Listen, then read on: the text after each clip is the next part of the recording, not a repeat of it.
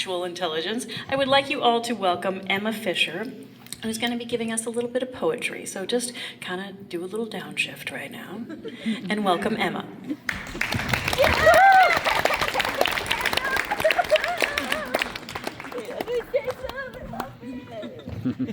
Hi everyone.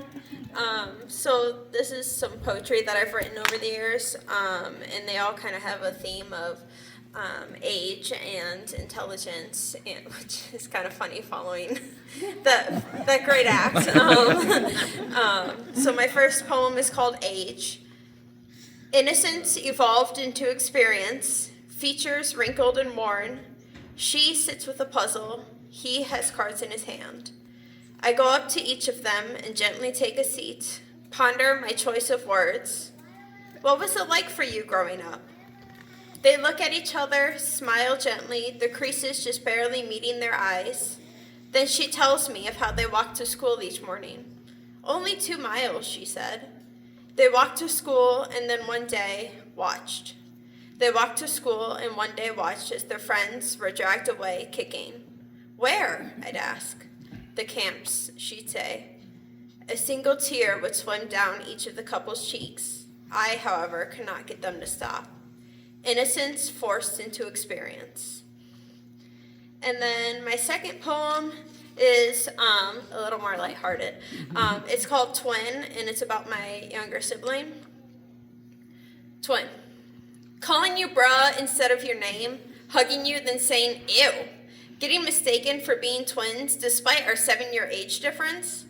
Driving out at night out of boredom, mulling around Target, not buying anything, just looking. Yapping about new songs and artists to listen to at full blast in the car. Saying ill when the other drops something. You're the reason I am the impulse.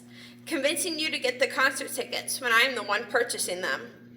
Sharing interests, friends, and food. Having nicknames that don't make sense. You are my rock, I am your lizard, or rather, parrot, because you like birds. Just dancing until bedtime, texting each other when in the same room, giving each other a knowing look when the other is upset or annoyed. Talking about our futures, realizing we won't be in each other's. Sharing a longing look of concern, but knowing our bond will never be broken. I love you, my younger twin. And then my third poem is about growing up and with a childhood friend. It's called Crabapple Trees. When I look outside my bedroom window, I see plumes of pink and white, resting atop strong brown stalks soaking in the sun.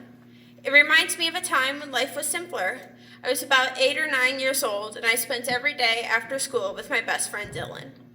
We would run from the bus stop at the end of our street to my backyard, open the rickety metal gate into a whole new world.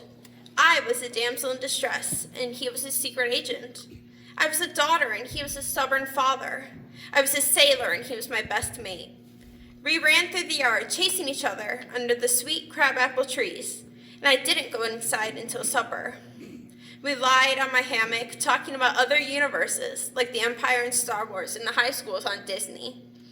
There wasn't a single care in our minds but the ignorant bliss of childhood. The crabapple trees sprinkled their pink and white flowers along the shining green grass. I would pick one up, preferably a pink one, and put it behind my ear. We were kids. Why are we not still?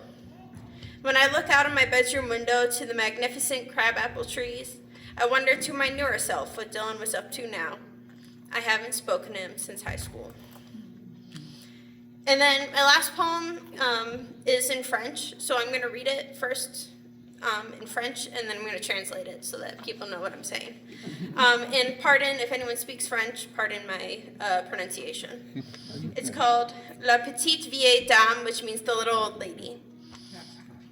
Elle a un nude dans les cheveux aussi grande que sa tête, la petite vieille dame. Elle a belle, brillante, violette chaussure, la petite vieille dame. Elle a une sourire, c'est s'allumer le ciel nocturne, la petite vieille dame. Elle parle avec élégance et grâce, la petite vieille dame. And that translates to, she has a bow in her hair that's the size of her head, the little old lady. She has beautiful, vibrant, purple shoes, the little old lady. She has a smile that lights up the night sky, the little old lady, and she speaks with elegance and grace, the little old lady. Thank you.